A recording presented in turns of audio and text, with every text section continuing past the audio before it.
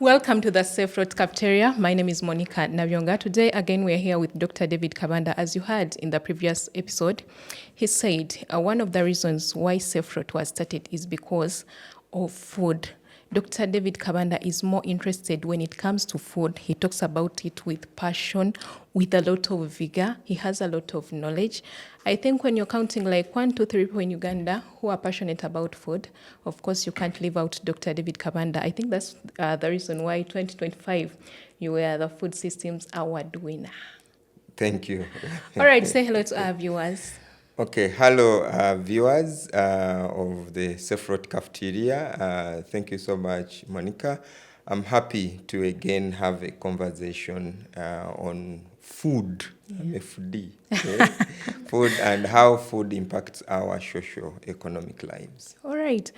Today we are here. We are going to talk about nutrition transition. We've seen a shift. Previously, when we are taking our break tea, when we are taking our evening tea, the escorts usually used to be cassava. There is this potatoes, sweet potatoes. There was actually, they used to put them in some molded pans and it could smell good. But as we talk right now, I don't know actually, are we corrupted, something like that? When you think about tea, the next thing you're thinking about is bread.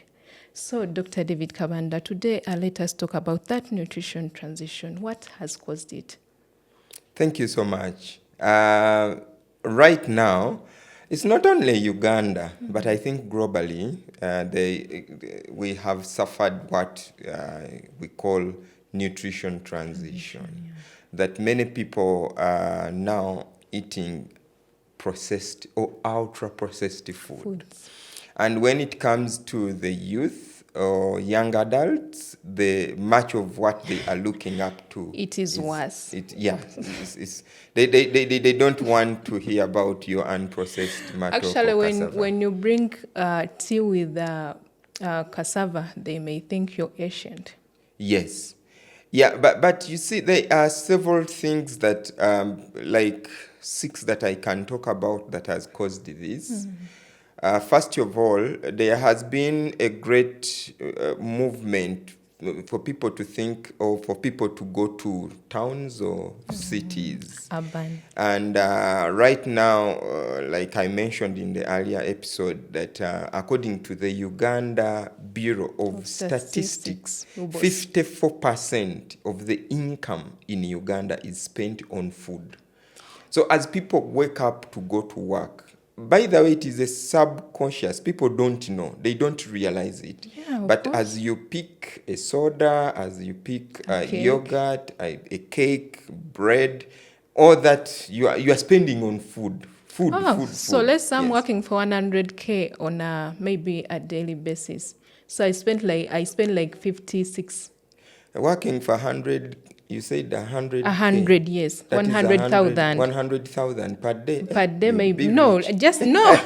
I'm just giving summations. It means that 56,000 is spent on food. 54,000. 54,000 is spent on food. Yes. Then the rest is what goes into other aspects. And then you realize that, that is number 1. But number 2, we also have, I don't want to call it a wrong mindset, but there is urge to be stylish, and then to think that you are top notch when you eat junk. Unfortunately, many people eat junk and they think that then that is an elevated lifestyle. Of course, doctor, because now when you go to university, for example, Makerere, you're in a hostel, and then people are seeing you cooking cassava there, matoke there. What do they think of you? Of course. No, well, that is also another industry that gets a lot of money from people, creating illusions. But even adults like me, you find someone in 40s taking a selfie because they are having some junk food in a high-end restaurant somewhere. So it is unfortunate that, and some of these, maybe the third one is the celebrities. So if, for example, a figure, maybe a socialite or a celebrity, is seen eating particular things, then people will follow. The fourth that I can talk about is the industry, because the industry saw a gap and then they are occupying it. They saw that people want to associate with junk, so they are putting up fast foods. Fast foods. Fast foods it's much of it junk, of course. I'm sorry, I have no better word to call it, but that is it. So they have, of course, established very high-end, nice-looking places. That's number one. Then number two, they have also gone to food scientists and other maybe biochemists, and they have come up with very good flavors. Many of these are synthetic, dear ladies and gentlemen. Good flavors, colors, additives, and food preservatives.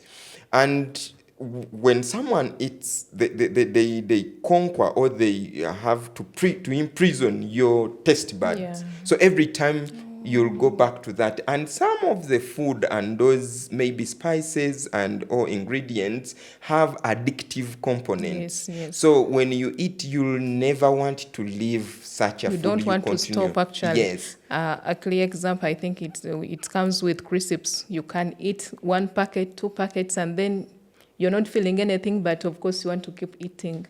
Yes, and it's because food industry has studied for a very long time. They know the pattern. They see the trends. And some of these trends are made by them, because they have a lot of power when it comes to mass media. They pay a lot of money to advertise, to promote these, and then lastly, they hook people when they are still children. So when you learn something as a child, it is very difficult for you to drop it when you grow up. So someone will hook you up at a very infant stage. You learn soda, for example. So in your mind, in your body, the triggers are on soda. Every time you eat, you want to have a soda. Or you have sodium glutamate. Sodium glutamate is found in many of those ingredients that you people add in your food, or these cubes, or the powder. Sodium glutamate. Doctor, break it down for us. It's a lot of science. Sodium glutamate is... of course, when I say sodium, then there is a component of salt. Then glutamate is they are components of flavor and taste. So they come up with a very chemical concoction which is used in your food, and at the end of the day, you'll eat. The taste is very nice, but you'll continue craving. The very worst bit of it, much of this food that has the component of industrial processes or ultra processing, some of them have components that can even knock down some of your hormones or body functions. For example, you can eat food like those crisps you're talking about, or these cubes that you add in food, and it knocks down your satiety function. The ones that make beans become meat. Yeah. So you'll never get satisfied. Every time you crave for more. Yeah. But you don't know. You are not controlling it anymore. It is the food that is controlling you. Many parents have called me to help them with their children. They are suffering with children who wake up in the night to go to the fridge, to go to ask for food. So this transition that we are talking about, we should not just look at it on a macro scale. It has happened that if you went to an ordinary household today, the likelihood of finding unprocessed food is low, but you'll find kaunga, posho, milled flour. So everything is processed. And we are in a catch-22 because government and of course it is okay. Government is talking about value addition. Yes. Value addition, which is good. But when it comes to food, maybe we will need to have another conversation where we encourage unprocessed food. But now when it comes to value addition, if you eat kaunga, then that is value addition. Of course. If you promote githeri in pengere, for people to eat without milling, who will eat that food for you? And yet it is the healthiest when you want to eat corn. In other communities, maybe Europe and everywhere, they don't eat corn the way we eat it here. They don't. Maybe it is served to animals. Yeah, it is for actually, I animal witnessed even the posho we have in Uganda is very different from the posho we have from our neighbors here in Kenya. Yeah, if for me, if I want to eat ugali, maybe Kenya and Tanzania. But in Uganda, for me to eat kaunga in Uganda, I don't. Because Doctor, it's someone not is food. going to be like, the doctor is saying almost everything is bad. Every food we have is bad because there is no way you can push me away from kaunga. Kaunga is very cheap, very convenient for me. Just in 10 minutes, I'll be eating my food. What is the cost on my life as a person? Every time you see food that gets ready so fast, you need to be worried. Yes, one of the cardinal principles of food, it must be slow food. If it is rushing, that's how it is rushing you to the grave. Oh. Yes. If the moment you see food that is fast, the moment you hear fast food. It cooks so fast, I have noodles, I just put them in water and I swallow. Yeah. Be extremely careful because that fast or that rush component is going to cause disease so easily to you, and it is maybe rushing you. But there are some people who want to rush to the grave. If that is what you want, then that is okay. But if you want to stay here for some time to do some work, to look after your children, if you still have a legacy to build, then I have given options. Try to have unprocessed food. And people are lying. Do you know that in the main markets around Kampala, the cheapest food is unprocessed food? It's just because sometimes people don't know. But if you went to the main markets, those markets, there's too much food that, by the way, is wasted in those markets. Cassava is there, matoke is there, sweet potatoes are there, yams are there of all types. And you'll be able to get good food that you give to your children, other than every time you bring bread. And let me ask Ugandans, who told you that you must be eating bread all the time? Doctor, it is that trend. It is that trend because now, trust me, if I move from Kampala, go back to my home village, maybe in Luweero, and I don't carry bread for them, of course they will be like, "Tusanyiso kulaba," but that tusanyiso kulaba will miss out something. Okay, listen. You see, it is a trend also in Uganda that we have too many people in the Cancer Institute. Yes. It is a trend. It is a trend that many people are in the Uganda Heart Institute battling with pain. If you don't think about it, pain and very huge sums of money. So if you are following trends that bread is trend, then there is also other trends. You may also want to maybe venture and then find out what is happening in the Cancer Institute, in the Lung Institute, in the Heart Institute. And I don't want to sound like I'm an alarmist, and I don't want to sound like I'm scaring people, but these are facts.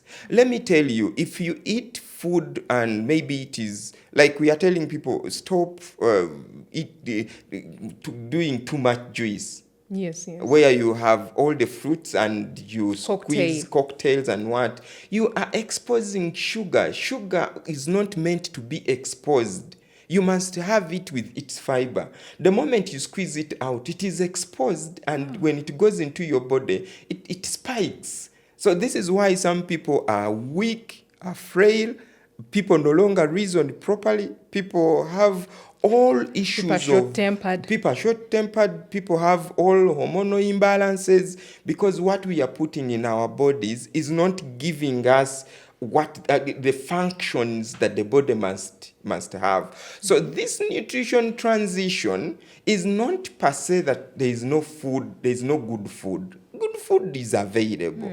But the majority of Ugandans decide to maybe what you call the trend. They want to follow the trend. But like I mentioned, the choice is yours. For us, we just make information available such that those people who want to maybe change. By the way, as I conclude, I used to be like that. I used to be too huge. I couldn't sit here. No. Yes, I used to be because I did not have information. And this is why, as a person, I'm too passionate about this because when I went to the doctor looked at me and they said, but it is you who is going to kill yourself. Then I had to cut down on. So we... Doctor, I think that will be a conversation for another. They will give us your own story about how food had affected you and how you transitioned from that, should I say, captivity.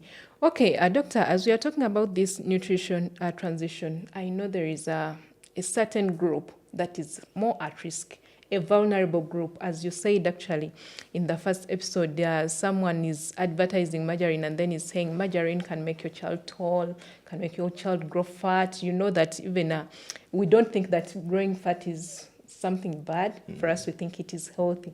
And then when it comes to the health side, someone is like, your child is obese. And you're like, yeah, what do these people really want? So he is more vulnerable when we are talking about nutrition. Yeah, in our next episode of the Self-Taught Cafeteria, we are bringing an expert. You see, sometimes when we speak as lawyers and as advocates, people are like, but you are just advocates. So expect experts coming on our Self-Taught Cafeteria to break down this information. But children are very vulnerable. Children are at the mercy of the caretakers, parents, guardians, and school administrators. But sometimes it's beyond our control because you said, posho, you talked about posho here, and I'm like, my mind actually ran to our children that are in school. Yeah, because many parents have not yet known, and they have, the moment we decide, if we woke up today, I'm also a parent, and all the parents in a particular school just instruct the school, no posho here. Things will change. Really? And this is why we are making this information available. Yes, it is possible. Yes. Dr. Kabanda, you're giving us a lot of hope. I don't think posho can really go out of schools. If posho goes out, then what will they eat? Because it can be changed, maybe. Okay. Yeah, and such that what is there is healthy compared to what is not there. All right. As we conclude this episode, Dr. Kabanda, maybe give us your last remarks before we say bye-bye to our viewers. Okay, thank you so much. Please stay on the podcast. We'll be coming with more deep insights, particularly for your children. I know we all love children. Why are you taking your child in the kindergarten and you pack soda? What happened to some of us parents? So I think listen to the next episode as we speak about food and our children. Thank you so much. All right. Those are words from Dr. Kabanda. This is Dr. Kabanda for you. He has spoken about food, the food that we feed on every day, the food that we think is healthy for us. But in actual sense, it is something different when it comes to the other side. So tune in to our next episode. As he has said, we shall be bringing an expert who will expound more on the vulnerability of our children. My name is Monica Nabyonga. This is the Self-Taught Cafeteria.